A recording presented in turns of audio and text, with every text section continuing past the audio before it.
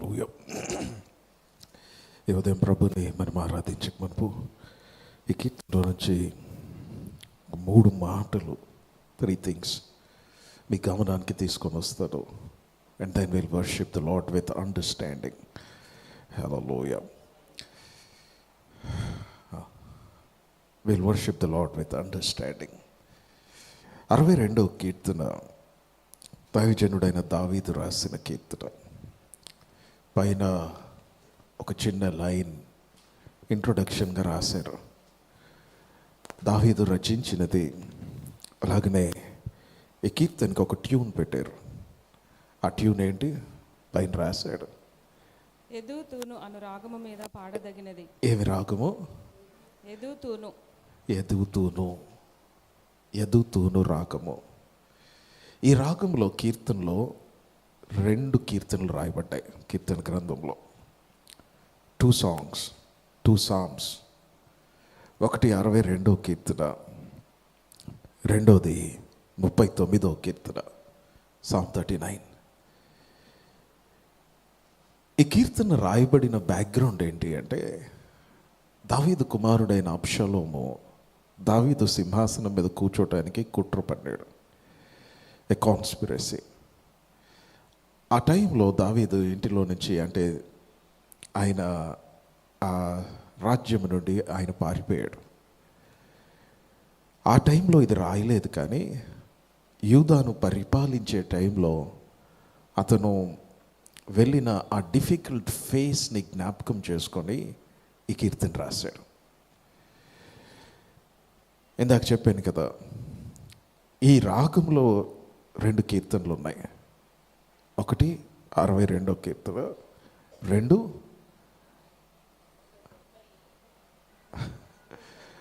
39వ కీర్తన, Sam 39. మీరు ఈ 2 పక్క పక్కన పెట్టి చదవండి తర్వాత ఎప్పుడైనా. సామ్ 39 అండ్ సామ్ 62 మీకు చాలా ప్యారలల్గా ఈ 2 కీర్తనలు కనబడుతూ ఉంటాయి. ఈ కీర్తనని you can divide into 3 parts, 3 భాగాలుగా డివైడ్ చేయొచ్చు. నాకు చాలా అద్భుతంగా అనిపించిన కొన్ని మాటలు చెప్తాను. చూడండి, ఇజ్రాయేలీయులకి ఆజ్ఞలు ఇచ్చేటప్పుడు మొదటి ఆజ్ఞ ఏంటో తెలుసా?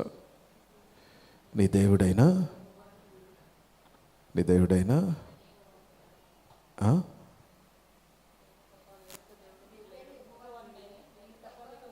నేను తప్ప వేరొక దేవుడు లేడు.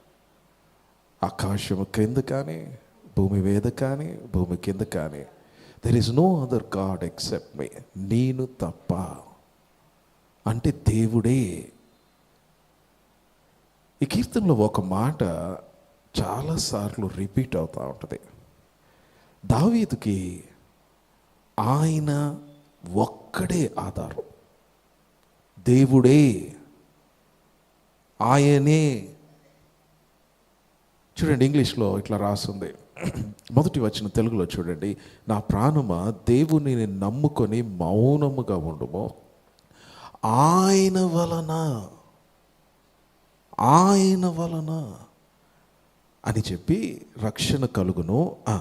ఆయనే, no other God except him.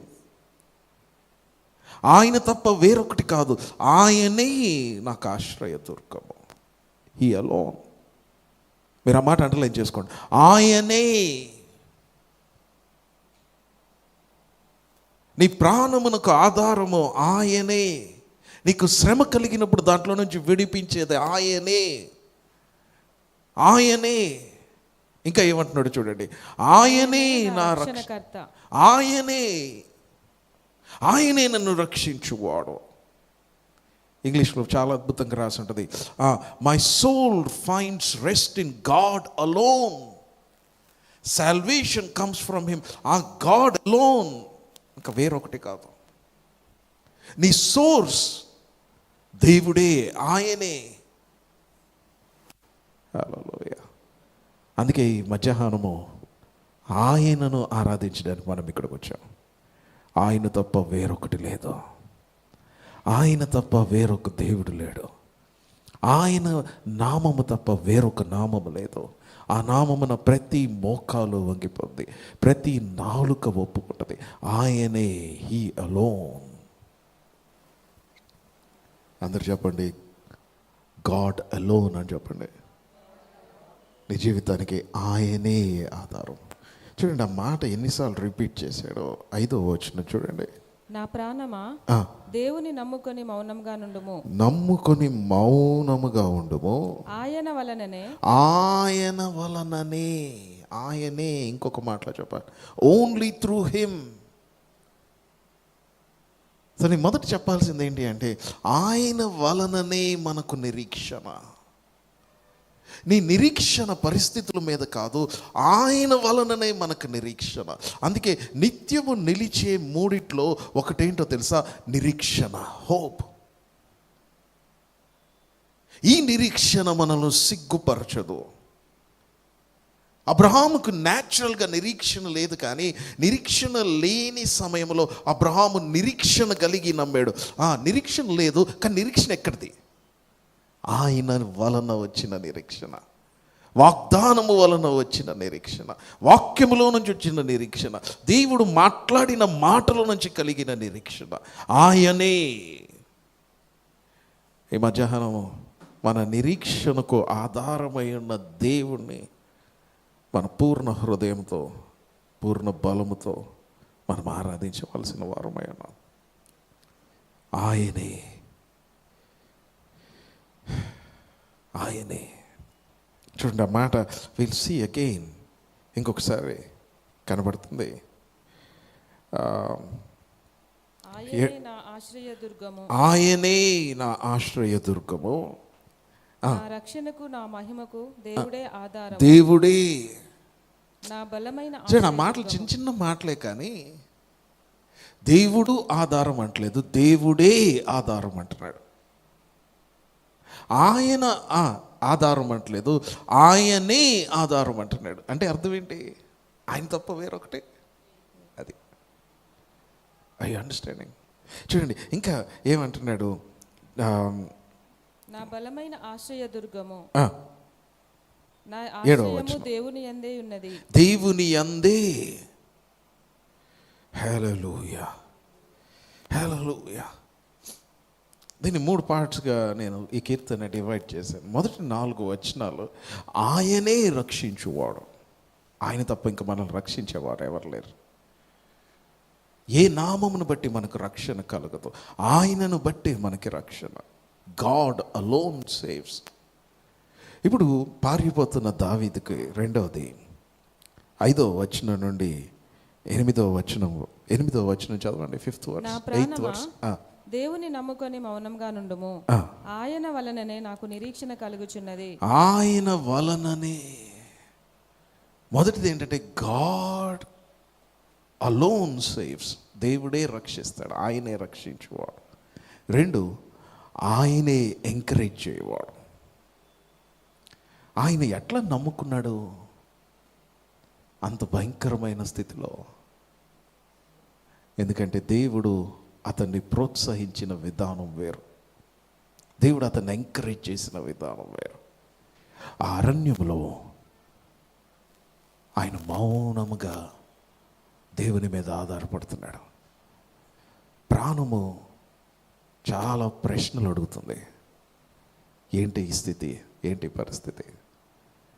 కానీ ఆయన చెప్తున్నాడు, నా ప్రాణమా దేవుని నమ్ముకొని మౌనముగా ఉండము. ఎర్ర సముద్రం ఎదుట నిలబడినప్పుడు, వెనక ఫరో సైన్యము తరుముతున్నప్పుడు, నడవటానికి మార్గము లేనప్పుడు, ప్రభు మోషేతో అంటున్నాడు, మోషే మౌనముగా ఉండు.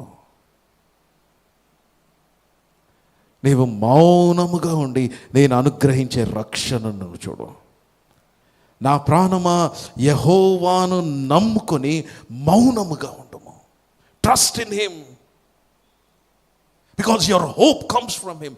పరిస్థితులు వ్యతిరేకంగా ఉండొచ్చు, కానీ ట్రస్ట్ ఇన్ హిమ్, మౌనముగా ఉండు. ఆయన అనుగ్రహించే గొప్ప రక్షణ చూస్తా, ఆయన కార్యమును నీ జీవితంలో చూస్తా. ఆయనే నీకు ఆధారం. God alone saves, God alone encourages. మూడోది, ద థర్డ్ థింగ్. హల్లెలూయా. 9వ వచనం చదవండి. అల్పులైన వారు వట్టి ఊపిరి అయి ఉన్నారు, గనులైన వారు మాయా స్వరూపులు. త్రాసులో వారందరూ తేలిపోదురు. త్రాసులో వారందరూ. మీరు ఈ కీర్తన మీరు ఇంటికి వెళ్ళి ధ్యానం చేయాలి. నేను చెప్పనా, ఎవ్రీ మాట బంగారం. త్రాసులో దేవుని ఎదుట దేర్ ఆర్ స్కేల్స్. త్రాసు ఉంది. త్రాసు అంటే తెలుసు కదా, వెయింగ్ మెషిన్. మెషిన్ అనలేము మనం, ఇది ఎలక్ట్రానిక్ కాకపోవచ్చు. ఈ త్రాసులు రెండు ఉన్నాయి. బెల్షాజర్తో అంటున్నాడు, ఇదిగో నిన్ను తూయగా నీవు కొంచెము తక్కువగా కనపడ్డావు, కనుక నీ రాజ్యము నిలవదు. దేవుని ఎదుట దెర్ ఈజ్ ఎ స్కేల్. త్రాసు ఒకటి ఉంది. ఈ లోకములో న్యాయస్థానములకి ఒక న్యాయ దేవత ఉంది, దాని చేతిలో త్రాసు ఉంది, కానీ కళ్ళకు గంతలు కట్టేశారు. కానీ దేవునికి కళ్ళకు గంతలు కట్టలేము. ఆయన ఎదుట ఒక త్రాసు ఒకటి ఉంది. మనం ఎప్పుడు మర్చిపోకూడదు. As we end our day, మన దినమును ముగించేటప్పుడు ఆ త్రాసులో మనల్ని మనం పెట్టుకుంటే మనం కొంచెం తక్కువగా తూగేమా లేదా మనకు అర్థమైపోవాలి. నేను చాలా సంవత్సరాల క్రితం ఆలోచిస్తూ ఉన్నాను, ఇప్పుడు త్రాసులో తక్కువగా తూగేమా ఎక్కువగా తూగేమా ఎట్లా తెలిసింది? పక్కన ఇంకొకటి ఉండాలి కదా, అంతే కదా. ఇటు కేజీయో 2 కేజీలో, మేబీ మన వెయిట్ ఒక 80 కిలోలు అనుకుంటే ఇటు 80 కేజీస్ ఏదో ఉండాలి కదా. మరి దేవుడు ఎవరితో చూస్తాడు? ఎవరితో మెజర్ చేస్తాడు? అటువైపు ఉంది ఎవరు? తక్కువగా ఉందా ఎక్కువగా ఉందా తెలియటానికి ఆ త్రాసులో ఒకవైపు నువ్వు ఉంటే ఇంకోవైపు ఎవరున్నారో తెలుసా? యేసయ్య ఉన్నాడు. Hallelujah. Jesus is on the other side. అందుకే ఆయనకు కలిగిన సంపూర్ణతకు సమానమైన సంపూర్ణతలోకి మనం రావాలని ఆయన కోరుకుంటున్నాడు. Equal measure.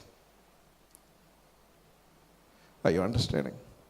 ప్రతి దినం ముగించేటప్పుడు ఈరోజు నేను యేసయ్యలాగా జీవించినా లేదా, ఆ త్రాసులో మిమ్మల్ని మీరు పెట్టుకొని క్వశ్చన్ చేసుకొని పరీక్షించుకొని ఆ రాత్రి మీరు నిద్రకు వెళ్ళుదురు కాక. Hallelujah. There is a scale. అంటే అర్థం ఏంటో తెలుసా? చివరి వచనం చదువు. ప్రభువా, మనుషులకందరికి వారి వారి క్రియల చొప్పున నీవే ప్రతిఫలం ఇచ్చుచున్నావు. చాలు.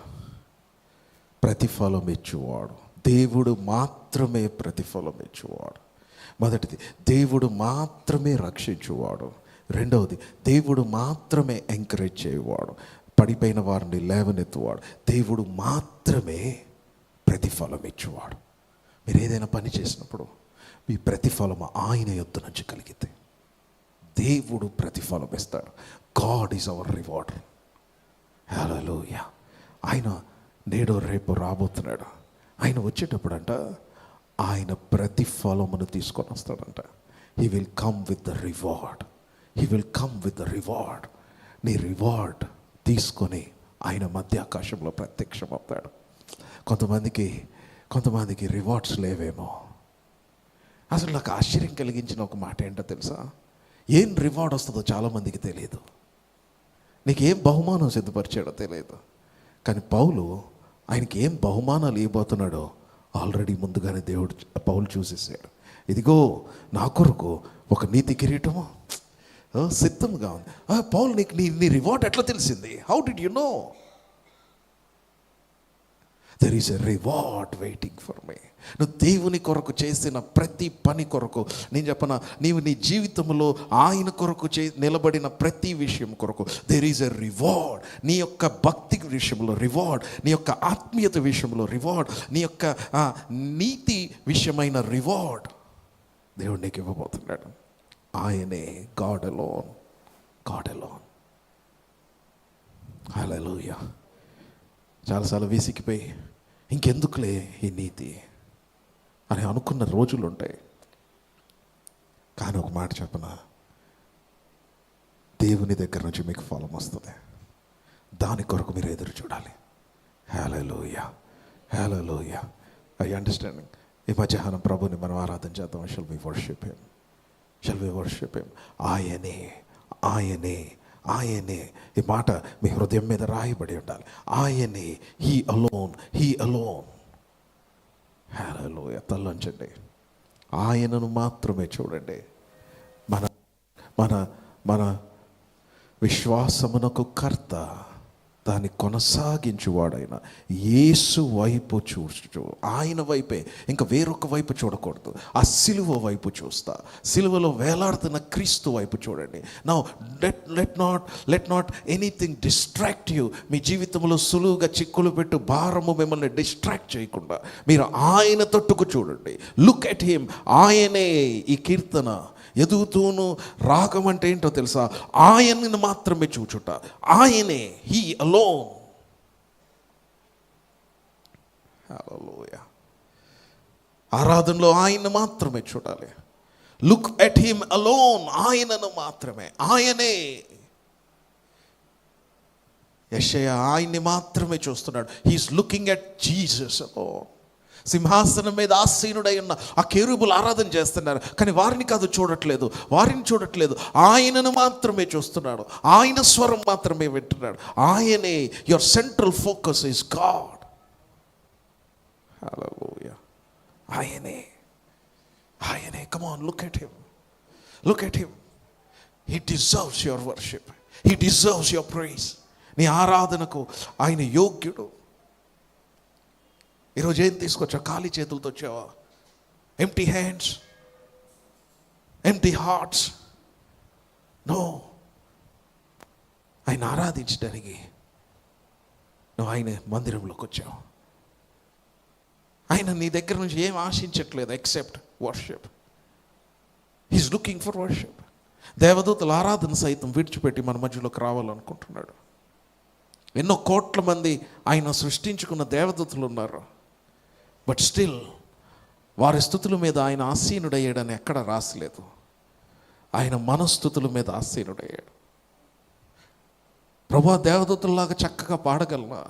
నో. కానీ నువ్వు ఎట్లా పాడినా సరే ఆయనకి నీ ఆరాధన అంటే ఇష్టం. Hallelujah. He's mad about your worship. నీ స్థుతులు అంటే ఆయనకి ఇష్టం. ఆయన దేవదూతలందరికీ చూపిస్తున్నాడు, ఇదిగో ఇక్కడ నన్ను ఆరాధించే ఒక గుంపు ఉంది. I'm going and I will be enthroned on those praises. ఆ స్థుతుల మీద నేను ఆసీనుడు అవ్వబోతున్నాను. He's coming and he will be enthroned on our praises. ఈ మధ్యాహ్నం ఈ స్థలంలో మనం ఆయనకి ఏమి సిద్ధపరచగలము, ఏమి ఇవ్వగలము? ఆయన ఆసీనుడు అవటానికి ఒక సింహాసనమును సిద్ధపరచగలము. We can prepare a throne here. And this will become, మీరు ఆరాధిస్తూ ఉండగా ఈ స్థలం ఏమైపోద్ది అంటే, this will become a throne room. సింహాసనం ఉన్న స్థలముగా మారిపోద్ది. వేర్ ద హైయెస్ట్ గాడ్, సర్వోన్నతుడైన దేవుడు ఆ సింహాసనం మీద ఆసీనుడవడానికి దిగి వచ్చేస్తాడు. The throne room, this place can become the throne room of God. దేవుని సింహాసనము ఉన్న స్థలముగా మారిపోద్ది ఇది. అందుకే అటు ఇటు చూడొద్దు. Look at him. సింహాసనం మీద ఆసీనుడైన గొర్రెపిల్లని చూడండి.